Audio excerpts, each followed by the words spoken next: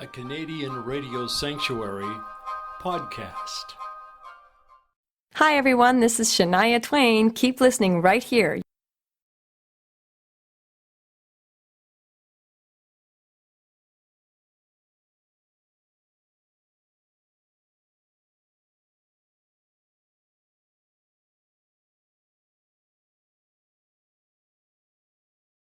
It can be a little hard keeping up your health, I guess, mostly just because of sleep deprivation. You drive every night on the bus, and anything over 5 hours I consider difficult because if you can't sleep if it's a bad road, for instance, if you don't sleep while the bus is moving, then you can at least get to sleep once the bus stops. But if you've got an 8 or 10 or 15-hour drive, then you could end up getting no sleep at all that night. So when that happens, it can start getting a little tiring for you, and it's hard to catch up. It's really hard to get a nap in and whatnot. So I think that's the biggest challenge for me. Eating right isn't a challenge for me. I find it fairly easy to manage that. And exercise is no problem because I keep my horse with me on the road, so I get to ride almost every morning.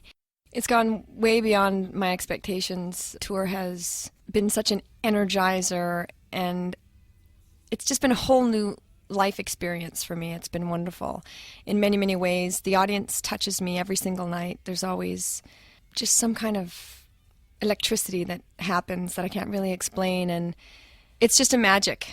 And I never experienced that before. I mean, I've played in front of, tons and tons of live audiences before, but never with my own music. This is what makes this tour unique for me, because this is my own music. I wrote this stuff. I wrote these lyrics. I wrote this music. And to make that connection through the music, it's unbelievable. And I can say that probably more as a songwriter than anything else, because the reason that people are relating to me the way they do is because of the music. And when you write that music yourself, it's an extra special connection. I think that what surprises me the most is that city after city, the audience is so extremely mixed. It just blows my mind no matter where we go. No matter where we go in the world, actually. The audiences are very, very mixed. We have every age group you can imagine.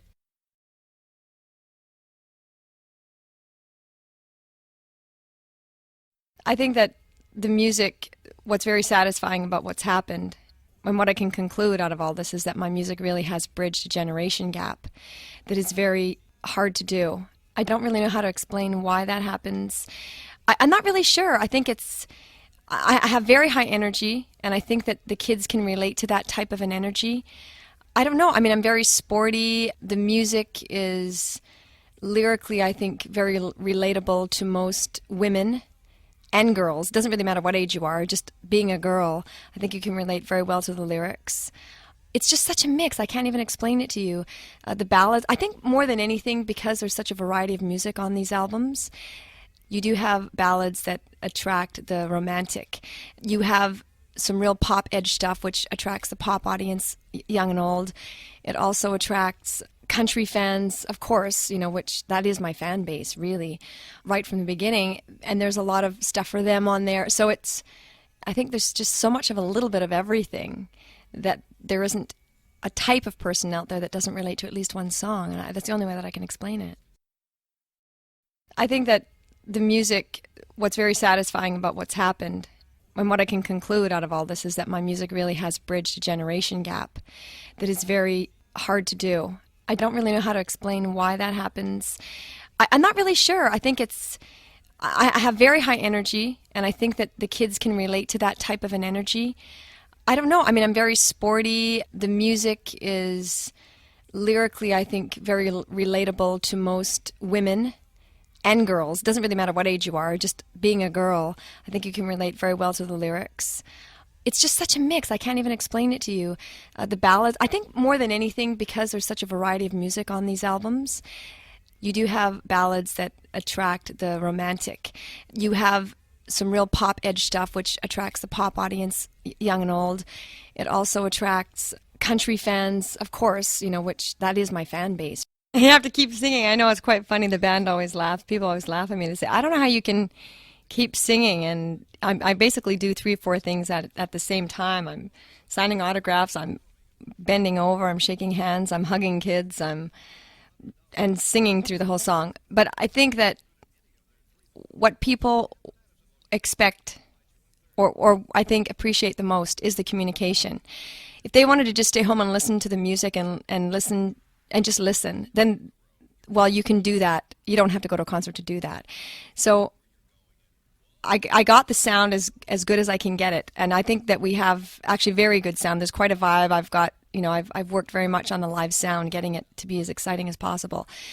But the most important thing to me is the communication with the audience. And I might miss a word here and there or a note here and there or whatever, but I think the most important part is the communication, and that makes it fun for me every night. And I think they appreciate it as well, the fans, that I include them in the show. I'm not separate from them. I'm not entertaining them. I mean, if anything, they're entertaining me. That keeps it fun and exciting for me every night. I don't really see... The album has taken on a new life, of course, with the live shows. And unlike, what I experienced through The Woman in Me, this album has really introduced me to my audience. It's just a whole other book in my whole story, because it also crossed audiences. There's so many pop and AC listeners that now come to my shows, as well as country. And so Come On Over has been a very significant mark in my career. I don't know, that is such a rare thing to be able to do. And I mean, no one else has successfully done it since probably, I don't know when that last happened, many years ago. But so I feel Olivia Newton-John did that, for instance, but she didn't have as big of success in country at that time. I think that what's happened to me is very unique, and I'm very grateful for it. So that this album, Come On Over, signifies all of that for me, and it's such a huge mark in my career. There was a new realization with Come On Over. The biggest song of my career right now to date is You're Still the One. And You're Still the One is the type of song that on The Woman in Me didn't exist really on that album. You're Still the One is something that maybe I would have written when I was a teenager. It was the type of song that I would just sit around and write on my guitar by myself. And that made me realize that the fans also recognized and appreciated the rootsier side of who I am as a songwriter. Because the biggest song I had up until that point was Any Man of Mine, which was a completely different type of song. And I'm Out of Here also was really huge for me. So those two songs were such a completely different type of song and so far removed from something like You're Still the One that I've been allowed to go from one end of the spectrum to the other completely and do complete opposites, which is, I am all of those things. And so it allowed me to show another side of my personality. And I realize now that I can be even broader than I had ever imagined with my own imagination when I'm writing songs. Because I really wasn't sure. I put all this variety stuff on here, but not knowing which ones would actually be really the true successes. And You're Still the One was a surprise to me. I didn't realize that it was going to be as big as it was. I never thought it's for a ballad, for a slow song, they just aren't usually the biggest songs. And I was very surprised and pleasantly surprised, because that type of song is so natural for me. You Got Away is probably the most intimate song that I've written and recorded anyway. And the fact that it actually has the opportunity that it does right now really, really thrills me, because the movie is so perfect with this song. Notting Hill is such a beautiful love story. And I just think that the song, if I was going to put a movie together, or in my mind visually wanted to express this song, I don't think that it could be done any better than with Notting Hill. It's a Polygram picture, and of course I'm Polygram. So they just said, hey, we've got this movie coming out, and we think that You've Got Away is perfect for it. Here's some footage. Let us know what you think, if you agree or not.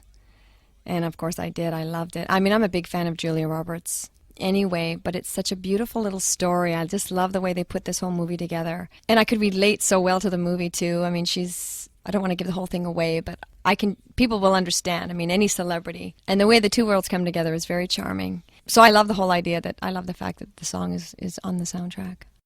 I like being in the stable. That's one of my favorite places to be. I love to listen to music there. That's probably where I listen to most music, actually, in the stable, when I'm working around in the stable, cleaning stalls or grooming the horses. I'll blast the music. That's usually where I let loose and sing out loud, and because I know there's nobody around and it's my own private space. So actually that's where I listen to most of my music, in the stable. Since I do so much traveling now, my family's always far away. It's really nothing now. I realize how small the world really is, with the transport that we have now, it's like, you know what? It doesn't really matter where you live. Your family can always be with you whenever you want to bring them over, or I can go to Canada. And I'd like to get a cottage in Canada anyway, somewhere close to my family. You know what? It's not even a factor now that I travel so much. It's really doesn't mean anything. It's just a flight away.